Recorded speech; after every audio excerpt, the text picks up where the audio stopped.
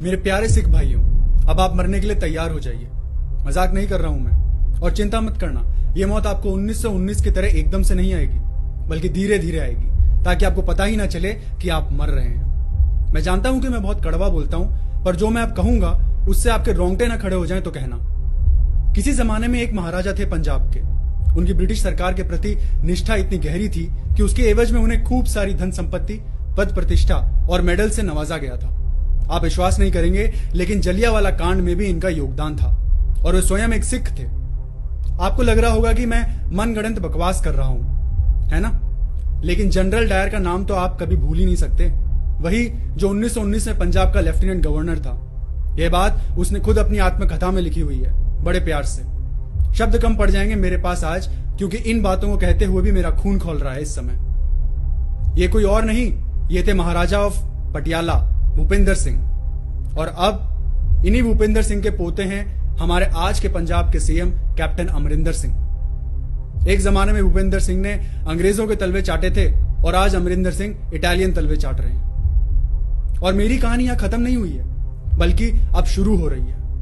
अमरिंदर सिंह का रिश्ता एक ऐसे परिवार से रहा है जिसके खून में ही गद्दारी दौड़ती आई है।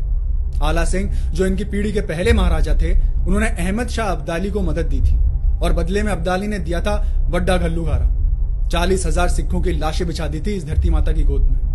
गजब परिवार है भाई। पहले महाराजा एक मुसलमान आक्रमणकर्ता की मदद करते हैं और 40,000 सिखों की हत्या करवाते हैं। अमरिंदर सिंह के दादाजी अंग्रेज हुकूमत की मदद करते हैं अपने ही भाइयों की हत्या करवाने में, जलियांवाला कांड में। और अब ये स्वयं उस पार्टी के सदस्य हैं जिस पार्टी ने 1984 में सिख नरसंहार को अंजाम दिया था। चलिए अब आपको सबसे मजेदार बात बताता हूं। इसी पंजाब में सिखों की जनसंख्या है 57.69%, और वे खुद इस परिवार को वोट देते हैं। इस बात पर तो आप जरा खुद के लिए ताली बजा लीजिए। मैं और मेरी टीम कड़ी मेहनत कर रहे हैं कई छिपी हुई सच्चाइयों को आपके सामने लाने के लिए, और अब स्ट्रिंग हिंदी और इंग्लिश दोनों में उपलब्ध है। अगर आपको हमारा कंटेंट पसंद आता है तो कृपया हमें डोनेट करिए। डोनेशन के लिंक इस वीडियो के डिस्क्रिप्शन बॉक्स में मौजूद है, और पिन कमेंट में भी मौजूद है, कमेंट सेक्शन में। नीरव मोदी याद है ना आपको? और उसके द्वारा दिया गया 12,700 करोड़ का घोटाला भी याद होगा ही। ये चूना उसने पंजाब नेशनल बैंक को ही लगाया था। और उसी समय इस घोटाले में एक और शख्स का नाम आया था, गुरपाल सिंह, जो है कैप्टन अमरिंदर सिंह के बेटे। इस गुरपाल सिंह के खिलाफ हाल ही में सीबीआई ने एक नया केस दायर किया है, ओरिएंटल बैंक ऑफ कॉमर्स को 109 करोड़ का चूना लगाने के अपराध में। एक तरफ तो बेटा गुरपाल सिंह खुद निदेशक है सिंभावली शुगर लिमिटेड्स में, वहीं दूसरी तरफ हम पाते हैं कि कैप्टन साहब फार्म मिल का जमकर विरोध कर रहे हैं। अब यही उनका रोज का काम हो गया है। आप खुद देखिए उनके ट्विटर अकाउंट पर जाकर। या तो वो एकदम गोबर गणेश हैं, जो इतना सिंपल सा बिल उनकी समझ के बाहर है, या फिर कुछ बहुत बड़ा है जो इनके हाथ से छूटा जा रहा है इस बिल की वजह से। चलिए आपको एक और बात याद दिलाता हूं मैं। सीबीआई ने फरवरी 2018 में गुरपाल सिंह के खिलाफ केस दायर किया था, और तकरीबन जुलाई 2018 में गन्ना माफिया के खिलाफ उत्तर प्रदेश में काफी बड़ी मुहिम चलाई गई थी। फिर तकरीबन मार्च 2020 के आसपास यह खबर आने लगी कि एक नए सिस्टम के तहत गन्ना माफिया का पूरी तरह से उत्तर प्रदेश में सफाया किया जाएगा। और गजब संयोग की बात है भाई, गुरपाल पाजी की शुगर मिल भी उत्तर प्रदेश में स्थित है, ना कि पंजाब में। एक मिनट, मैं आपको एक नक्शा दिखाता हूं, जिससे आपको भी ये समझने में आसानी होगी कि देश के वे कौन से राज्य हैं जहां शक्कर का उत्पादन ज्यादा होता है। फुल सियापा है। इस केस में एक के पीछे एक संयोग तैयार खड़े हैं।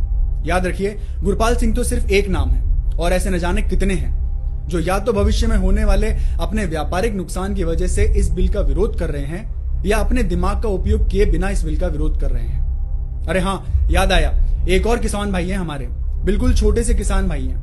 नाम है इनका रॉबर्ट वाड्रा।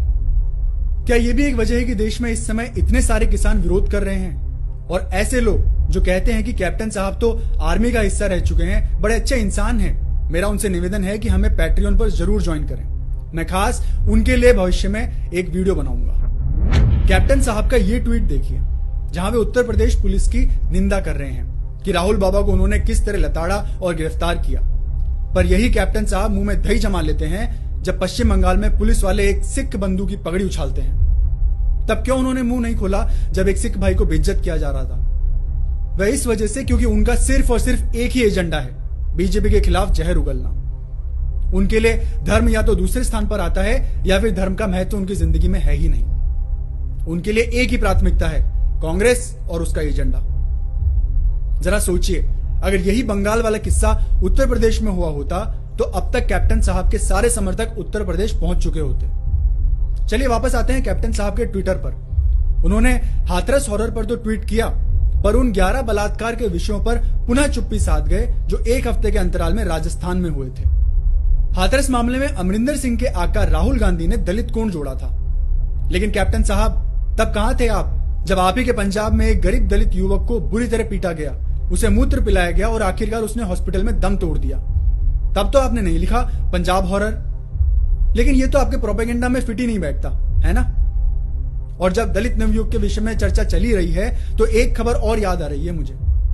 इमानुएल रहमत मसीह, जो एक ईसाई नेता है, वो कहता है कि पंजाब में क्रिश्चियन जनसंख्या 7 से 10% तक है और फिर भी सरकार सही आंकड़े नहीं बता रही है। और उसके हिसाब से एक ही अड़ंगा है धर्मांतरण के विरुद्ध, और वो है राष्ट्रीय स्वयंसेवक संघ। नमस्ते सदा वत्सले मातृभूमे त्वया हिंदू भूमे सुखम वर्धितोहम। आपको याद है पिछले एक वीडियो में हमने हर्ष मंदिर पर चर्चा की थी, जो यूपीए के शासनकाल में 10 प्रमुख पदों पर आसीन रह चुका है। यही आदमी सबसे ज्यादा जुड़ा है धर्मांतरण के इस धंधे में। तब क्यों चुप थे आप कैप्टन साहब? तब क्यों आपने विरोध नहीं किया? आज हालात इतने बदतर हो चुके हैं कि टीवी और यूट्यूब पर चैनल्स की बाढ़ है धर्मांतरण को प्रोत्साहन देने के लिए। याद रखने लायक तथ्य यह है कि आरएसएस आज भी उन सिखों की मदद कर रहा है घर वापसी करवाने में, जो दबाव में पहले ईसाई धर्म अपना चुके थे। फिर भी कांग्रेस के हिसाब से आरएसएस एक आतंकवादी संगठन है। हमारे भोले मानुस मनमोहन सिंह जी के हिसाब से तो 84 के सिख नरसंहार में आरएसएस का हाथ था, जबकि आरएसएस ने इसके ठीक विपरीत सिखों को न सिर्फ मदद की थी बल्कि उन्हें सुरक्षा भी प्रदान की थी दंगों के दौरान। मैं ये तो नहीं जानता कि मनमोहन सिंह ने अपनी जिंदगी में कितना झूठ बोला है, हालांकि उन्होंने बोला ही बहुत कम है, लेकिन जब भी बोला है कुछ झूठ ही बोला है। कितनी आसानी से बार बार कांग्रेस हर बात का आरोप आरएसएस पर मढ़ देती है। सबको पता है कि सन 84 के सिख विरोधी दंगों के पीछे कांग्रेस का हाथ था। जगदीश, कमलनाथ और सज्जन कुमार सबका इसमें योगदान था, और इसी के एवज में उन्हें बाद में मंत्री पद भी दिए गए थे।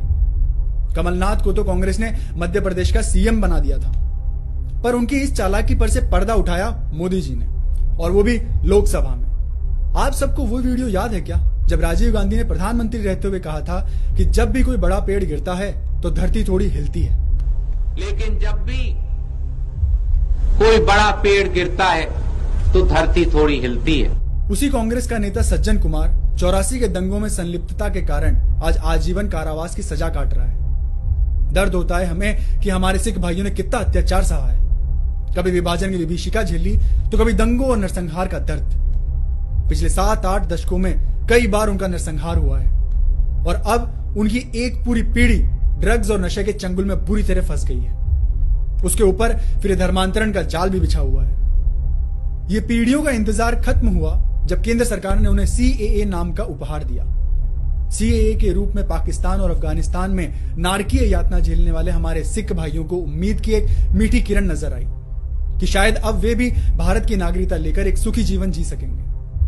पर यहां भी कैप्टन साहब के पेट में मरोड़ उठा और उन्होंने प्रखर विरोध किया सीएए का। कैप्टन साहब ने तो यहां तक पूछ डाला कि मुसलमानों को स्थान क्यों नहीं दिया गया। तो कैप्टन साहब, मुसलमानों को इसलिए बाहर रखा गया है क्योंकि वो सिखों की हत्या कर रहे थे। अब समझे आप? आपका तो पता नहीं, लेकिन मैं ये अच्छे से समझता हूं कि आप इतने सवाल क्यों उठा रहे हैं, क्योंकि ये तो आपके खून में ही है। अब्दाली को महाराजा आला सिंह ने भारत आने दिया था और 40,000 सिखों की हत्या करनी थी, और आप भी आज चाहते हो कि पाकिस्तानी और अफगानी अब्दाली फिर से भारत पर हमला करें। खालसा की स्थापना करने वाले गुरु गोविंद सिंह जी का एक ही ध्येय था, मुगलों से भारत की रक्षा। महाराजा आला सिंह ने तो गुरुजी को ही धोखा दे दिया। और कैप्टन साहब, आपने तो सीएए का विरोध करके और भी पुख्ता कर दिया कि आप देशद्रोही हैं। आपके दादाजी अंग्रेजों के तलवे चाटते थे और आप इटली वालों के। आखिर खून तो बोलता ही है ना। समझता हूं मैं इस बात को बहुत अच्छे से। किसी जमाने में जो पंजाब की धरती महकती थी सरसों के खेतों से, गुड़ की सौंधी महक लोहड़ी के त्योहार लाती थी, हंसी और जिंदा दिली जिस मिट्टी का पर्याय थी, जल्दी दोस्तों उसी पंजाब से सिख गायब हो जाएंगे। फिर ढूंढते रहिए भांगड़ा सिर्फ बॉलीवुड के बेकार गानों में, क्योंकि तब तक कोई नहीं बचेगा भांगड़ा या गिद्दा पौने को। सब भेंट चढ़ चुका होगा या तो धर्मांतरण की बलिवेदी पर या इन राजघरानों के नाम पर। एक धीमे जहर वाली मौत जिसे आप पीते जा रहे हैं और आपको पता भी नहीं है। क्या आप चाहते हैं इन सबको सही करना? तो आपके पास मौका है अगले चुनावों में।